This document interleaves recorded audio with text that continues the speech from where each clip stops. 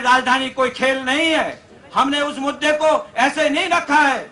हम कहना चाहते हैं इस मंच के माध्यम से, केवल उत्तराखंड क्रांति दल है जिसने कुमाऊं और गढ़वाल के लोगों को जोड़ने का प्रयास किया है, जिसने कहा कि हम भाई हैं, हम आपस में मिलकर रहेंगे, हम इस प्रदेश का विकास करेंगे। लेकिन दुर्भाग्य है कि राष्ट्रीय पार्टियों ने कुमाऊं गढ़वाल के लोगों को बांटने का प्रयास किया, उन्होंने जात बिरादरी के नाम पर बांटने का प्रयास किया। मित्रों, हम कहना चाहते हैं कि हम अपना विकास चाहते हैं तो हमारी राजधानी गैरसैंण बनेगी और उसके लिए पुनः हमको जन्म संग्रह से लेकर के आंदोलन करने की आवश्यकता पड़ेगी। आज की इस गोष्ठी के सम्मानित अध्यक्ष जी, हमारे इस दल के संस्थापक, पूर्व विधायक और हमारे वयोवृद्ध बुजुर्ग सम्मानित जसवंत सिंह बिष्ट जी हमारे दल में आज ही इस बृहद समारोह में शामिल हुए और पूरे उत्तराखंड की पीड़ा को संजोए हुए मेरे भाई सम्मानित श्री प्रेमवल्लभ बलोदी जी, उनके साथ दिल्ली से आए हुए हमारे कर्नल नौटियाल जी,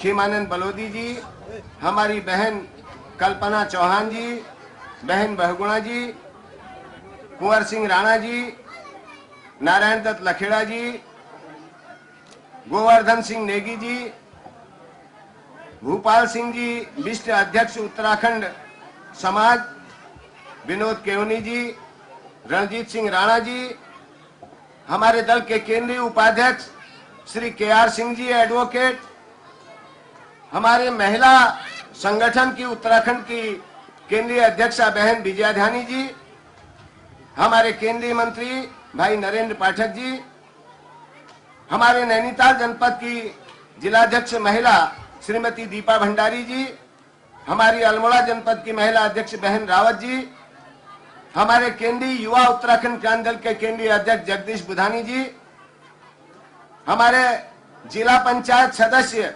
द्वाराहाट श्री कैलाश भट्ट जी, जिला पंचायत सदस्य चौखुटिया राजेश चौधरी जी, जिला पंचायत सदस्य मासी बहन बसंती देवी जी, हमारे जिला युवक समिति के अध्यक्ष मनोज अधिकारी जी, जिलाध्यक्ष नैनीताल भाई भुवन जोशी जी, हमारे युवक समिति के चौखुटिया ब्लॉक इकाई के अध्यक्ष श्री बीरेन्द्र सिंह बिष्ट जी, हमारे केंद्रीय सचिव भाई पान सिंह रावत जी, हमारी बहन चंपा जोशी जी, हमारे रामनगर से, खटीमा से, टनकपुर से, हल्द्वानी से, अल्मोड़ा, विभिन्न जनपद के विभिन्न क्षेत्रों से आए हुए पार्टी के सभी सम्मानित के लिए लगातार कई दिनों से प्रयास किया है हमारे केंद्रीय महामंत्री भाई पुष्कर पाल जी, हमारे इस सभा के संचालक, हमारे जनपद के उपाध्यक्ष भाई बलवंत सिंह नेगी जी, पत्रकार US नेगी जी, हमारे अमर उजाला के यहाँ के पत्रकार जगदीश जोशी जी, दैनिक जागरण के पत्रकार चंद्रशेखर सनवाल जी। हमारे लिए ये बड़े सौभाग्य की बात है कि पहला चिंतन शिविर है राज्य बनने के 2 वर्ष बाद, और इस चिंतन शिविर की शुरुआत मां सरस्वती की वंदना के साथ साथ जिन लोकगीतों से हुई, वो लोकगीत भी आपके सामने इस चिंतन शिविर की सार्थकता को प्रदर्शित करते हैं। जिन सांस्कृतिक कार्यक्रमों के माध्यम से भी समाज में जो बुराइयां हैं, समाज में जो शोषण की प्रक्रिया है, किस तरीके से आज शराब पूरे गांव-गांव को खा रही है, किस तरीके से शराब आज पूरे उत्तराखंड को तबाही के कागार पर लाकर खड़ा कर रही है, किस तरीके से जंगलों के विनाश से आज पर्यावरण ही नहीं बल्कि उत्तराखंड का अस्तित्व खतरे में है। ये सारी चीजें अभी हमारे सांस्कृतिक टीम के हमारे सम्मानित साथियों ने जो दिल्ली से आए हैं, उन्होंने आपके बीच में अपनी बात जो है सांस्कृतिक कार्यक्रमों के माध्यम से रखी। मैं स्वागत करता हूं श्री प्रेमवल्लभ बलोदी जी का, जिन्होंने उत्तराखंड क्रांति दल की आज इस विशाल जनसमूह के सामने सदस्यता ली है। मैं स्वागत करता हूं उनके साथ आए हुए उन तमाम मित्रों का जिन्होंने देर से ही सही इस बात को स्वीकार किया है कि अगर उत्तराखंड का भविष्य बनना है तो उत्तराखंड की जनता ही बना सकती है उत्तराखंड को। अभी पिछले दिनों दिल्ली में चुनाव हुए और लगातार होते रहे हैं। जब से देश की आजादी के बाद जो पहला चुनाव हुआ, दिल्ली में भी हमारे पर्वतीय भाइयों की बहुत बड़ी संख्या है। कुछ लोग कहते हैं 22 लाख हैं, कुछ लोग कहते हैं 18 लाख हैं, कुछ लोग कहते हैं 25 लाख हैं।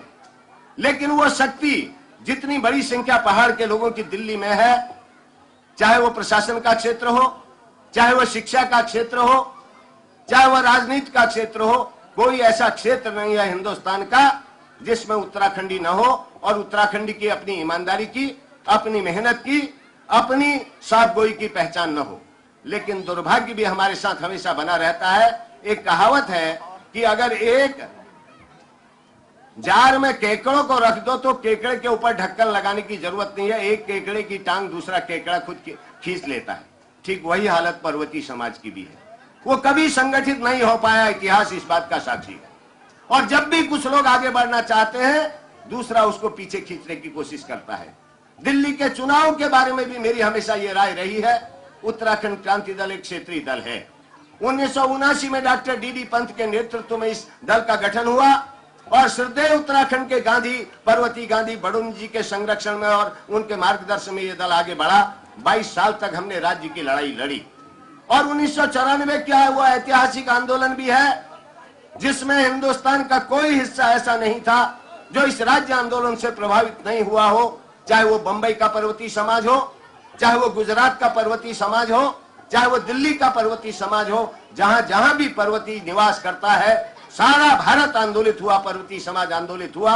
और 1994 का वह ऐतिहासिक राज्य आंदोलन भी सबके सामने है, जिसने पहली बार हिंदुस्तान की जनता को यह बताया, जिसने राष्ट्रीय दलों को यह अवगत कराया कि किराए की लाखों भीड़ इकट्ठा करके भले ही थोड़ी देर के लिए लोग राजनेता बनने का नाटक करते हो, लेकिन पहाड़ से जिस तरीके से गंगा और यमुना निकल करके सारे देश को नया जीवन देती हैं, उसी तरीके से 1994 2 अक्टूबर का वो जन सैलाब, वो जनता की गंगा जो दिल्ली की सड़कों पर जो है सैलाब के रूप में निकली थी, ये दीगर बात है कि वो आंदोलन किन कारणों से असफल हुआ। मैंने पहले ही कहा कि हमारे लोगों की सोच बहुत छोटी है। हमारे यहाँ पहाड़ी में कोनी खुटामणी शोचानी, और पहली बार भारत के इतिहास में उत्तराखंड के लोगों का बलिदान भी, जब भी उत्तराखंड का सही इतिहास लिखा जाएगा, स्वर्णाक्षरों में लिखा जाएगा। 1962 की भारत चीन की लड़ाई रही हो, 1965 का भारत पाकिस्तान का युद्ध हो, 1971 का भारत बांग्लादेश का युद्ध हो, या मौजूदा कारगिल ऑपरेशन हो, सबसे ज्यादा जवान कटा है उत्तराखंड की धरती का कटा है। सबसे ज्यादा मां की गोद सुनी हुई है, बहन की मांग का सिंदूर पूछा है तो उत्तराखंड की मां की गोद सुनी हुई है, बहन की मांग का सिंदूर पूछा है। आज भी सियाचिन में 18,000 की ऊंचाई पर, आज भी कश्मीर के बॉर्डर में सर्वाधिक ऊंचाई पर 15 से 20 फुट बर्फ में अगर कोई जवान देश की सीमा के लिए बंदूक ताने खड़ा है तो वो कुमाऊं रेजिमेंट का बेटा है, गढ़वाल रेजिमेंट का बेटा है, उत्तराखंड की धरती का बेटा है। तो जिस कौम ने इस देश को सब कुछ दिया, जिस कौम ने इस देश के लिए हमेशा त्याग ही त्याग किया, वो कौम अगर अपने घर में पराई होगी और वो कौम अगर जागृत नहीं होगी, अगर वो कौम छोटे छोटे झगड़ों में लिपट करके अपने आने वाली पीढ़ी के भविष्य के बारे में नहीं सोचेगी, तो उस कौम को कोई नहीं बचा सकता, ब्रह्मा विष्णु महेश भी आके नहीं बचा सकता। 1994 के आंदोलन की याद दिलाना चाहूंगा, वो ऐतिहासिक आंदोलन 1994 का, जिसमें पहली बार 42 लोगों ने अपनी शहादतें दी, जिसमें पहली बार देश के इतिहास में हमारी 2 बहनें हंसा धनई और बेलमती चौहान भी शहीद हुई। ये त्याग और ये बलिदान के बाद ये राज्य मिला, ये किसी की कृपा से नहीं मिला, ये राष्ट्रीय दलों की कृपा से या किसी की भीख से नहीं मिला। इसके लिए पहाड़ के बेटों ने कुर्बानी दी है, अपना लहू दिया है, अपना बलिदान दिया है। और जब राज्य बना तो हमें यह उम्मीद थी कि यह राज्य यहाँ की जनता का राज्य होगा, ये राज्य यहाँ के मजलूमों का राज्य होगा, ये राज्य यहाँ के गरीबों का राज्य होगा, ये राज्य यहाँ के दलितों का, कमजोर तबकों का राज्य होगा। पहाड़ का पानी और पहाड़ की जवानी पहाड़ के काम आएगी, एक नए सवेरे की हम शुरुआत करेंगे, ये हमारी परिकल्पना थी।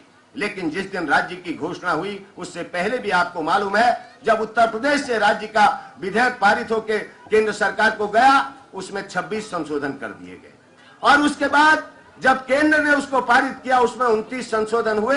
हमारा पानी 2 बोर्ड बने, गंगा बोर्ड बना और यमुना बोर्ड बना। गंगा बोर्ड में 3 स्टेटें हैं और यमुना बोर्ड में 6 स्टेटें हैं। उनकी राय के बगैर आप अपने गंगा के जल का उपयोग नहीं कर सकते। यमुना के जल का उपयोग नहीं कर सकते। आज भी अपने जमीन का कानून बनाने का अधिकार हमको नहीं है। वो सारे संशोधन किए गए। ये पहला राज्य है जिसके साथ ये अन्याय किया गया कि वो अपना कानून नहीं बना सकता। तराई के रिफ्यूजियों को खुश करने के लिए, जो रिफ्यूजी 1947 में जब देश का बंटवारा हुआ, हिंदुस्तान में किसी ने रिफ्यूजियों को जगह नहीं दी। उत्तराखंड के लोग थे जिन्होंने पूर्वी पाकिस्तान से आने वाले और पश्चिमी पाकिस्तान से आने वाले लोगों को उत्तराखंड की तराई में जगह दी। कहा तुम्हारी रगों में भी हमारा ही खून बहता है, आओ तराई में बसो। वो भिखारी की तरह आए, सब कुछ लुटा के आए, और जब उत्तराखंड में आए, लाखों के करोड़ों के मालिक बने, बड़े बड़े फार्मों के मालिक बने, तो उन्होंने कहा कि हमारी संस्कृति पहाड़ियों से नहीं मिलती, हम तो तलवार चला देंगे। उनके हितों की सुरक्षा के लिए दिल्ली की सत्ता में बैठे लोगों ने राज्य के तमाम हितों के साथ कुठाराघात किया। और आज स्थिति यह है कि जब राज्य बना है, 2 साल हो गए हैं, 1.5 साल एक केयरटेकर सरकार रही और 2 साल ये हमारे कांग्रेस की चुनी हुई सरकार पंडित नरेंद्र तिवारी की सरकार सत्ता में है। और इन 2 सालों में सारे उत्तराखंड की जनता का मोह भंग हो गया। एक भी उद्योग, हमारी आज तक कोई कृषि नीति नहीं है, हमारी शिक्षा नीति नहीं है, हमारी रोजगार नीति नहीं है, हमारी उद्योग नीति नहीं है, हमारी पर्यटन नीति नहीं है। जब नीतियां नहीं है तो आपने कितने खड़ंजे बनाए, कितने रोडों का शिलान्यास किया, ये मायने नहीं रखता। किसी भी सरकार की पहचान उसकी नीतियों से होती है। और पूरे उत्तराखंड में आक्रोश है। आक्रोश इस बात को लेकर के है कि हमने विधानसभा में कई बार इस बात को रखा, ये ठीक है पहाड़ में पर्यावरण की सुरक्षा करनी है, पेड़ बचाने हैं, लेकिन पहाड़ में अगर बड़े उद्योग नहीं लग सकते तो कुटीर उद्योगों का जाल फैलना चाहिए। पहाड़ के लोगों को रोजगार मिलना चाहिए। आज रोजगार की स्थिति बहुत खराब है। जो पर्यटन है उसको विकसित किया जाना चाहिए। यहाँ पर बद्रीनाथ है, केदारनाथ है, गंगोत्री, यमुनोत्री, आपका जो है बागेश्वर, जागेश्वर जैसे तीर्थ धाम है। यहाँ पर धार्मिक पर्यटन विकसित हो सकता है, यहाँ पर आध्यात्मिक पर्यटन विकसित हो सकता है, यहाँ पर नैसर्गिक पर्यटन विकसित हो सकता है। लेकिन सरकार, जब उसकी कोई इच्छा शक्ति हो, जब सरकारों को इस बात की पीड़ा हो, दर्द हो कि वास्तव में इस कौम के लिए, इस समाज के लिए हमें कुछ करना चाहिए। फर्क इतना ही हुआ, उत्तर प्रदेश का एक छोटा टुकड़ा अलग हो गया, आज पहाड़ का आदमी अपने घर में पराया है। ये स्थितियां हैं, इसलिए आज इस गोष्ठी की सार्थकता है। ये गोष्ठी इसलिए रखी गई है, ये चिंतन शिविर इसलिए है कि उत्तराखंडियों जागो, पहाड़ के लोगों जागो, पहाड़ वासियों जागो। अगर नहीं जागे तो इतिहास कभी आने वाली पीढ़ियां आपको और हमको क्षमा नहीं करेंगी। ये आज की इस गोष्ठी का मुद्दा है, ये आज की इस गोष्ठी का मकसद है। 22 सालों तक हमारे लोगों ने न खा करके, न पी करके, भूखे रहकर, नंगे रहकर, सड़कों पर रहकर आंदोलन किया। और पूरे उत्तराखंड की जनता के सहयोग से, चाहे हमारे दिल्ली के भाई हो, चाहे हमारे बॉम्बे के भाई हो, चाहे हिंदुस्तान के किसी भी महानगर के हमारे पर्वतीय समाज हो, सबका सहयोग रहा, राज्य बना। लेकिन इस राज्य में आज भी किसी भी क्षेत्र में देख लीजिए उत्तराखंडी का क्या भविष्य है। अभी हमारी उद्योग नीति बन रही है। पिछले दिनों 8 दिन के लिए हाउस चला और हमने कहा सरकार से कि आपकी ये उद्योग नीति व्यवहारिक नहीं है, हम इस उद्योग नीति का बहिष्कार करते हैं। पंतनगर में 1700 एकड़ जमीन चयनित की जा रही है, सितारगंज में की जा रही है, आपके जो है आईडीपीएल ऋषिकेश में और बीएचईएल में जमीन छांटी जा रही है। कहा यह जा रहा है कि बाहर के उद्योगपति आए, उद्योग लगाएं। हमने कहा यह परंपरा आपकी पहले से रही, दिल्ली का उद्योगपति आए, बॉम्बे का उद्योगपति आए, मल्टीनेशनल आए, वो उद्योग लगाए, सब्सिडी खा के चला जाए, या उद्योग खड़ा रहेगा तो मजदूर भी बलिया से आएगा, मजदूर भी गोंडा से आएगा, मजदूर भी बस्ती से आएगा, फैक्ट्री मालिक भी बाहर से आएगा और सारी पूंजी हमारी खाएगा। हमने इस बात को कहा कि हमारे लोगों के लिए आरक्षित उद्योग नीति में स्थान रहने चाहिए। आया अगर 100 उद्योग लगते हैं तो कम से कम 70 उद्योग उत्तराखंडियों को मिलने चाहिए, चाहे वो जॉइंट सेक्टर में लगाए, चाहे वो व्यक्तिगत सेक्टर में लगाए, चाहे वो किसी भी सेक्टर में लगाए। और खास तौर से जो हमारा प्रवासी पर्वतीय है, जो पूंजी लगा सकता है, उसके लिए आरक्षण की व्यवस्था होनी चाहिए। ये बात मैंने हाउस में कही है, अभी इससे पहले जो सत्र हुआ था, और अभी जो होगा उसमें भी कहेंगे। हम उस उद्योग नीति को स्वीकार नहीं करेंगे। ऐसी सरकारों की जो लगातार 55 साल तक इस उत्तराखंड को लूटती रही हैं, उनकी धज्जियां उत्तराखंड की जनता उड़ाएगी, उनको पहाड़ की सरजमी पर पांव नहीं रखने देगी। ये हमारा संकल्प है। हमने इस बात को कहा है कि पहाड़ के बेटों ने इस देश के लिए अपना खून दिया है, तो पहाड़ के बेटों को इस बात का अधिकार मिलना चाहिए कि रोजगार से लेकर, पूंजी निवेश से लेकर, उद्योगों में लाभ से लेकर सारे क्षेत्र में उत्तराखंडी की हिस्सेदारी तय होनी चाहिए। उत्तराखंड के पर्यटन में उसकी हिस्सेदारी तय होनी चाहिए, उत्तराखंड की कृषि में उसकी हिस्सेदारी तय होनी चाहिए, उत्तराखंड के रोजगार में उसकी हिस्सेदारी तय होनी चाहिए, उत्तराखंड के उद्योग में उसकी हिस्सेदारी तय होनी चाहिए। अब हम क्लर्क या चपरासी बनने की बात तक इंतजार नहीं करेंगे। और इस बात को भी कहा है, कोई कौम हिंसक पैदाइशी हिंसक नहीं होती, चाहे वो नागालैंड के लोग हों, चाहे वो मिजोरम के लोग हों। अगर उन्होंने बंदूकें उठाई तो सरकारों की, केंद्र में बैठी सरकारों की अदूरदर्शी नीतियों के कारण। और पहाड़ का बेटा जब देश की सीमाओं की रक्षा के लिए अपना खून दे सकता है तो इन सरकारों के खिलाफ भी बंदूक उठा सकता है, इकट्ठा हो सकता है। ये बात हमने कही है और हम आज भी कहना चाहते हैं। इस गोष्ठी का मकसद है, चुनाव आ रहे हैं, बहुत जल्दी चुनाव होंगे, लोकसभा के चुनाव होंगे। लोगों ने लुभाना शुरू कर दिया, नाटक करने शुरू कर दिए, तहसीलों की घोषणाएं, विकास की घोषणाएं। ये पिछले 55 साल से हुआ है।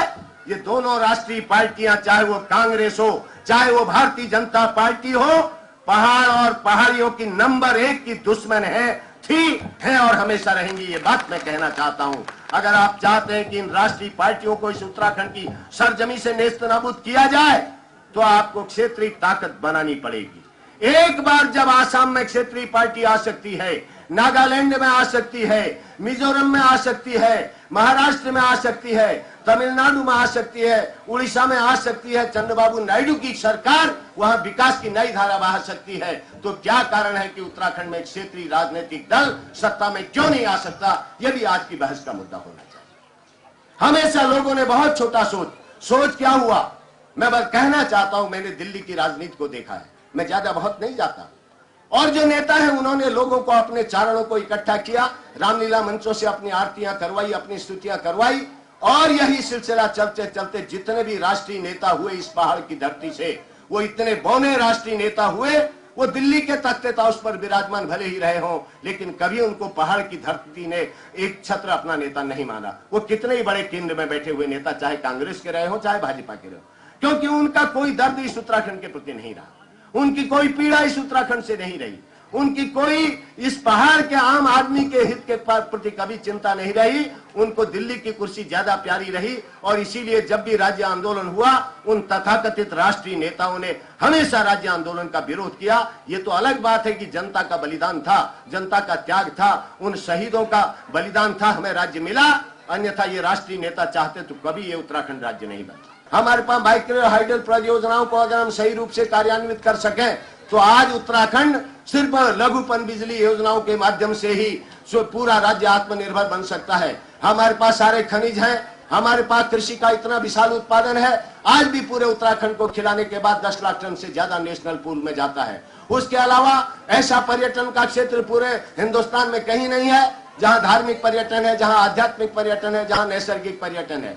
उसके अलावा हर क्षेत्र में उत्तराखंड अपने में सक्षम है। लेकिन दुर्भाग्य है कि जो सत्ता में बैठे लोग हैं, या जो सत्ता में बैठे रहे, या जो कल के दिन फिर लोगों को शब्दबाज दिखाकर दिल्ली के तख्ते ताउस पर बैठना चाहते हैं, वो नहीं चाहते कि वास्तव में उत्तराखंड का आम आदमी, यहाँ के फटेहाल, यहाँ के गरीब, यहाँ से सबसे कमजोर और यहाँ के दलित के घर का भी चिराग जले, उसका बेटा भी स्वाभिमान के साथ खड़ा हो। उत्तराखंडी को भी लगे कि ये राज्य मेरे लिए बना, मेरे बच्चों के लिए बना, आने वाली पीढ़ी के लिए बना। ये उनका सोच नहीं है।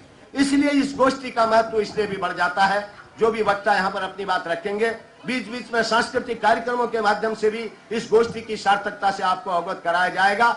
और भिक्षाशरण तो हमारा केंद्र रहा है। उत्तराखंड राज्य आंदोलन में सबसे पहले विधायक के रूप में 1980 में आपकी इस महान जनता ने माननीय जसवंत सिंह बिष्ट जी को जिता करके उत्तर प्रदेश की विधानसभा में भेजा था। इसलिए भी उत्तराखंड के इस केंद्र बिंदु भिक्षाशरण तहसील, यहाँ शालदे शर्ट, यहाँ की जनता का दायित्व है कि जो कार्य आपने सबसे पहले किया, आज फिर आपके नेतृत्व की आवश्यकता है, आपके सहयोग की आवश्यकता है, आपके मार्गदर्शन की आवश्यकता है, ताकि आने वाले समय में फिर एक बार इस धरती के लालों के नेतृत्व में उत्तराखंड की लड़ाई को वास्तव में यहाँ के शहीदों के सपनों के राज्य के रूप में परिवर्तित किया जाए। ये आज हमारा सपना है, ये हमारी पीड़ा है। माननीय काशी सिंह ऐरी जी को भी आना था, किन्हीं कारणों से नहीं आ पाए हैं, सब लोग व्यस्त हैं। लेकिन पूरी केंद्रीय कार्यकारिणी की सहमति से, पूरी केंद्रीय कार्यकारिणी की राय से ये जो गोष्ठी है इसका निर्णय लिया गया। और इसमें जो हमारे सबसे बड़ी बात है, हमारे भाई प्रेम बल्लभ बलोदी जी आए हैं, उनके साथ दिल्ली के हमारे तमाम साथी आए हैं। मैं फिर एक बार आप सब मित्रों का स्वागत करते हुए इस आशा और विश्वास के साथ कि एक समय आएगा जब पहाड़ का बेटा हिंदुस्तान के कोने कोने में एक मंच पर संगठित होगा। एक बार क्षेत्रीय संगठन को आगे लाइए, एक बार क्षेत्रीय संगठन की सरकार उत्तराखंड में बने, भारत की संसद में क्षेत्रीय संगठन का प्रतिनिधित्व हो, उसके बाद उसका परीक्षा की घड़ी आएगी, फिर आने वाले उसके 5 साल बाद निर्णय